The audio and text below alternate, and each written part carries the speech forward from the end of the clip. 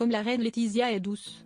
Nous lui avons dit au revoir à l'aéroport de Madrid vêtu de deuil noir, avec un petit mot fuchsia, et, quelques heures plus tard, nous l'avons retrouvé en Afrique subsaharienne et tout de rose vêtu. Un grand changement pour donner une chance à la couleur, ce qui est toujours bon. Si en plus c'est si doux, tant mieux. On a commencé doucement.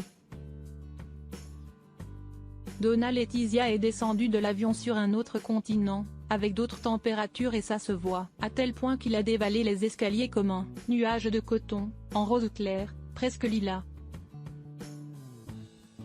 Et aussi première. Un top en satin avec un décolleté en V et des manches courtes chauve-souris, par Hugo Boss, il a le même en bleu marine. Cette fois, il l'a combiné avec un pantalon jupe culotte dans le même ton. À première vue, cela pourrait donner l'impression qu'il s'agit d'un singe, mais non. Laetitia a continué à jouer rose et à tout miser, de haut en bas. Ses chaussures à talons hauts, à semelles renforcées, en cuir épais serpent, sont de chez Magri. Mais la pièce la plus remarquable reste son sac à bandoulière, le modèle, Insignia de Carolina Herrera, qu'elle décline en plusieurs coloris, marron et noir. Comme prévu, le conjoint s'est changé dans l'avion pendant le long trajet, plus de 7 heures. Heureusement. Sinon quelle tristesse de la revoir en noir. De cette façon, vous partez sur de bien meilleures bases, où cela finira-t-il?